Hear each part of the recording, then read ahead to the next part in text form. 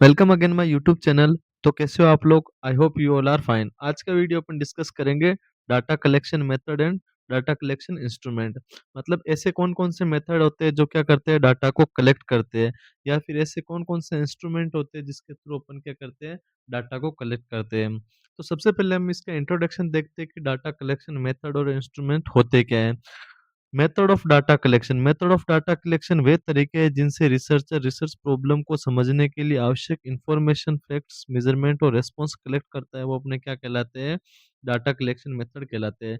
मतलब ऐसे कोई से भी तरीके जिसके थ्रू जो भी रिसर्चर है, वो रिसर्च प्रॉब्लम को ढूंढने के लिए या समझने के लिए क्या करता है, इंफॉर्मेशन, फैक्ट्स, मेजरमेंट या रेस्पॉन्स को क्या करता है, गैदर करता है। वो अपने क्या कहलाते हैं? डाटा कलेक्शन मेथड्स कहलाते हैं। तो आज का वीडियो अपन डिस्कस करेंगे प्राइमरी डाटा कलेक्शन मेथड के अंदर ऑब्जर्वेशन के बारे में, कि ऑब्जर्वेशन मेथड क्या होता है। सबसे पहले हम जानते हैं कि जो प्राइमरी डाटा कलेक्शन मेथड क्या होता है और secondary data data collection method क्या होता है। तो सबसे पहले जो हमारा प्राइमरी डाटा कलेक्शन मेथड है, प्राइमरी में क्या होता है, जो रिसर्चर खुद जाके डाटा कलेक्ट करता है, वो अपना क्या कहलाता है, प्राइमरी डाटा कलेक्शन मेथड कहलाता है। जिसमें मतलब रिसर्चर मतलब या तो क्या करता है, पार्टिसिपेंट को ऑब्जर्व करता है, या फिर क्या करता है, पार्टिसिपेंट से क्वेश्चंस आंसर पूछता है, या फिर पार्टिसिपेंट के साथ मतलब face to face data gather करना क्या कहलाता है, अपना प्राइमरी डाटा कलेक्शन मेथड कहलाता है। मतलब वो जो भी उसका पार्टिसिपेंट होगा, उसको क्या करेगा, उससे face to face data collect करेगा, या person to person data collect करना क्या कहलाता है, अपना प्राइमरी डाटा कलेक्शन मेथड कहलाता है। इसी प्रकार अगर हम सेकेंडरी डाटा कलेक्शन मेथड की बात करें, तो सेकेंडरी डाटा कलेक्शन मेथड क्या होता है, जिसमें जो रिसर्चर होता है वो क्या करता है, किसी न्यूज़पेपर के थ्रू, किसी मैगज़ीन के थ्रू या रेडियो के थ्रू या फिर जर्नल के थ्रू वहाँ से डाटा कलेक्ट करता है, तो वो किस टाइप का कहलाता है, अपना सेकेंडरी डाटा कलेक्शन मेथड कहलाता है। जैसे बुक्स हो गए, ये अपने क्या कहलाते हैं, secondary data collection method.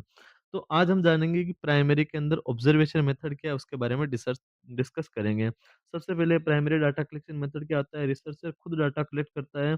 Most important source of data collection, मतलब ये अपना सबसे मोस्ट इंपोर्टेंट सोर्स होता है डाटा कलेक्शन का, कौन सा, प्राइमरी डाटा कलेक्शन मेथड। इसमें मतलब ऐसा नहीं है कि आपकी रिसर्च में कोई कॉपीराइट आ जाएगा, या मतलब जब भी रिसर्चर खुद डाटा कलेक्ट करता है तो वो सबसे वैलिड डाटा माना जाता है।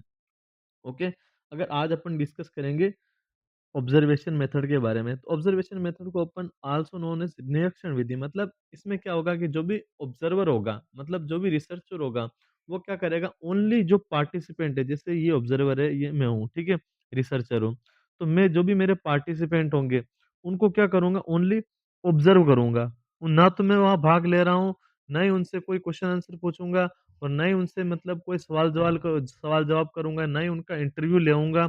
ओनली मैं क्या कर रहा हूँ, उनको ऑब्जर्व कर रहा हूँ, ठीक है?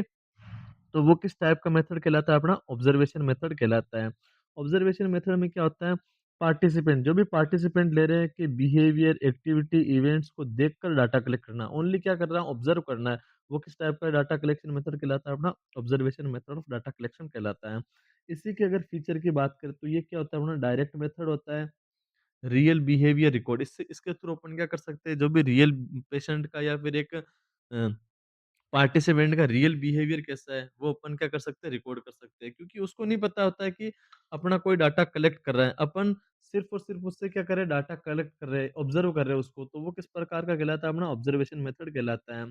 इसके अलावा अपन अपना जो ऑब्ज़र्वेशन मेथड होता है, वो क्या होता है, हाई एक्यूरेसी की बात करें तो मतलब इसमें अपन अपने को मतलब जैसे रिसर्चर एक डाटा कलेक्ट कर रहा है, तो पार्टिसिपेंट को पता नहीं है, तो वो मतलब अपनी एक्टिविटी को जो यूजुअल वे है उसी में करता रहेगा, लेकिन रिसर्चर उसकी एक्टिविटी को सारे को नोटिस कर रहा है, तो वो किस टाइप का मेथड कहलाता है, ऑब्जर्वेशन मेथड कहलाता है। अगर हम टाइप के बारे में बात करें कि ऑब्जर्वेशन मेथड के क्या-क्या टाइप्स होते हैं, तो सबसे पहला टाइप आता है अपना स्ट्रक्चरल ऑब्जर्वेशन। स्ट्रक्चरल ऑब्जर्वेशन क्या होता है कि प्री प्लान्ड चेक लिस्ट होती है, जिसमें जैसे कि मेरे को डाटा कलेक्शन करना है, या फिर मेरे को एक ओटी के अंदर देखना है कि सारी चीज़ें सही पढ़े या नहीं पढ़े। तो मैं क्या करूँगा, सबसे पहले मेरी एक चेक लिस्ट बना के लेके चला जाऊँगा, जिसमें एक तरफ कर दूँगा येस और एक तरफ कर दूँगा नो, ठीक है? मतलब नो, ओके?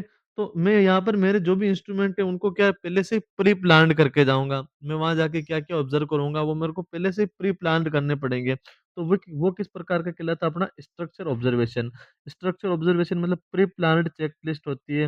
रिसर्चर केवल दिए गए पॉइंट को ऑब्ज़र्व करता है। जैसे कि मेरे को कि किस-किस के बारे में जैसे ओटी के अंदर जाके मेरे को क्या-क्या डाटा कलेक्ट करना है, ठीक है?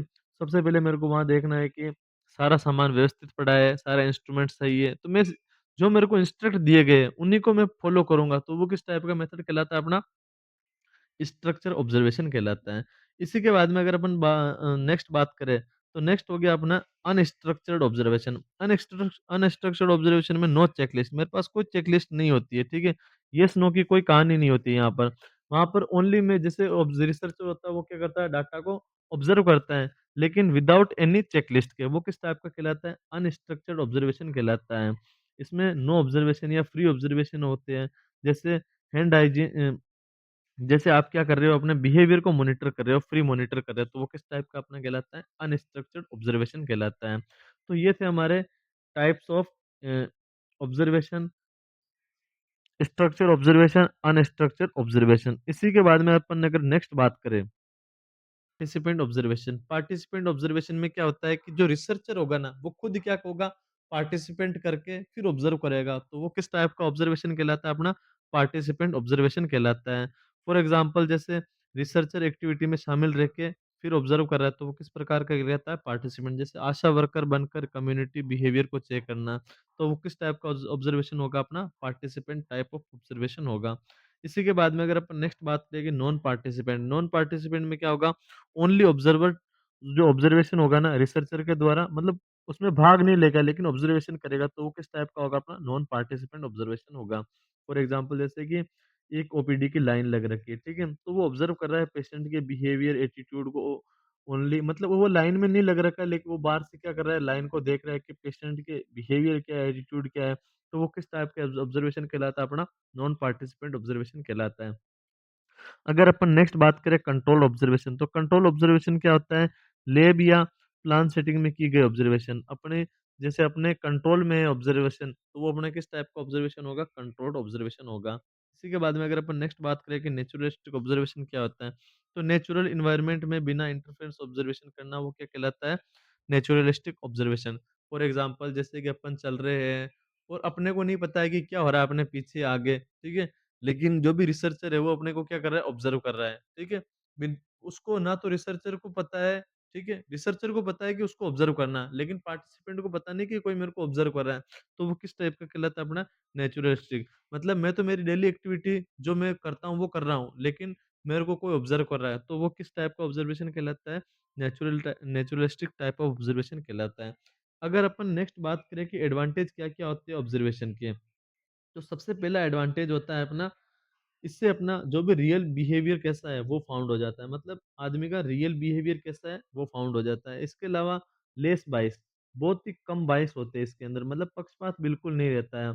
या फिर बहुत एक्यूरेट, ये जो ऑब्जर्वेशन है वो क्या होता है? एक्यूरेट होता है, क्योंकि इसके अंदर मोस्ट कॉमनली क्या होता है कि पार्टिसिपेंट को पता नहीं होता है कि मेरे को कोई ऑब्जर्व कर रहा है। तो इसीलिए ये क्या होता है अपना, जो ज़्यादा रिलायबल होता है, ज़्यादा एक्यूरेसी होता है। इसके बाद में अगर अपन डिसएडवांटेज की बात करें, तो ऑब्जर्वेशन के डिसएडवांटेज क्या हो गया? सबसे पहले तो ये क्या होता है? Time consuming. मतलब जैसे कि मैं ओनली ऑब्जर्व 1 या 2 पर्सन के अलावा 2 से ज़्यादा पर्सन को ऑब्जर्वेशन नहीं कर पाते एक रिसर्चर, ठीक है? तो 1-1, 2-2 को करेंगे तो बहुत सारा टाइम कंज्यूमिंग होगा, या फिर अपने को उसकी पूरी डेली एक्टिविटीज़ देखनी पड़ेगी, पूरे दिन का दिनचर्या देखना पड़ेगा। तो वो क्या होता है, जो भी अपना ऑब्जर्वेशन मेथड है वो क्या होता है? टाइम कंज्यूमिंग होता है। इसके अलावा एक रिसर्चर की स्किल पे भी डिपेंड करता है कि वो किस टाइप से ऑब्जर्वेशन करता है, ठीक है? एक रिसर्चर के पास अगर स्किल नहीं है, तो वो ऑब्जर्वेशन नहीं कर पाएगा। तो ये इसके क्या है? डिसएडवांटेज है कि ऑब्जर्वेशन के क्या-क्या डिसएडवांटेज है। तो ये था हमारा छोटा-सा वीडियो, ऑब्जर्वेशन क्या होती है, अपने ऑब्जर्वेशन टेक्निक के बारे में, इसके टाइप्स और इसके एडवांटेज और डिसएडवांटेज को अच्छी तरीके से समझा है और पढ़ा है। थैंक यू गाइज़, अगर ये वीडियो आपको समझ में आए तो लाइक और शेयर करें।